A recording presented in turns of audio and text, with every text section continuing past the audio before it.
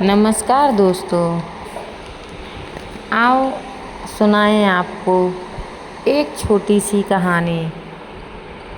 श्रद्धा से प्रकट होते हैं पितर। भक्त एकनाथ जी बचपन से ही बड़े बुद्धिमान, श्रद्धावान और भजनानंदी थे। उनके पिता सूर्य नारायण जी का देहांत हो गया था और उसके कुछ दिन बाद माता रुक्मिणी का भी। जब एकनाथ जी के पिता का श्राद्ध थे तो वे ब्रह्मभोज के लिए रसोई तैयार हुई। आमंत्रित ब्राह्मणों की प्रतीक्षा में वो अपने द्वार पर खड़े थे। उसी समय कुछ लोग वहाँ से जा रहे थे। पकवानों की महक पाकर वे आपस में कहने लगे, कैसी सुगंध आ रही है, भूख न होते तो भूख लग जाए, पर ऐसा खाना हम लोगों के भाग्य में कहाँ। एकनाथ जी ने यह बात सुन ली।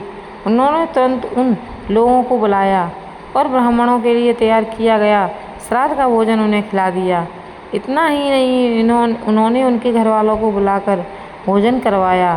यह बात जब आमंत्रित ब्राह्मणों को मालूम हुई तो वे अत्यंत क्रोधित हो गए।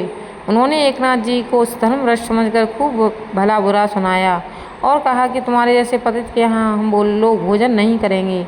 वे लोग भला बुरा कहकर चले गए। यथाविधि श्राद्ध का संकल्प करके श्री एकनाथ जी ने पितरों का ध्यान और आवाहन किया। बताते हैं कि एकनाथ जी की निश्चल भक्ति और उनके संकल्प से प्रसन्न होकर पितर स्वयं मूर्तिवान होकर प्रकट हुए।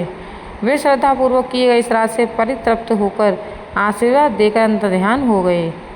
एकनाथ जी का मानना था कि गृहस्थ जीवन जीते हुए भी ईश्वर की भक्ति की जा सकती है। उनका कहना था कि जीवन में कामयाबी का असली रहस्य अपनी सोच से कहीं ज़्यादा तेज़ी से हासिल करें। एक ऐसा दबाव है जो हमें सफलता और सही मार्ग पर ले जाने के लिए हो, तो यह हमारे लिए ऑक्सीजन की तरह काम करता है जो हमारे जीवन के लिए महत्वपूर्ण है।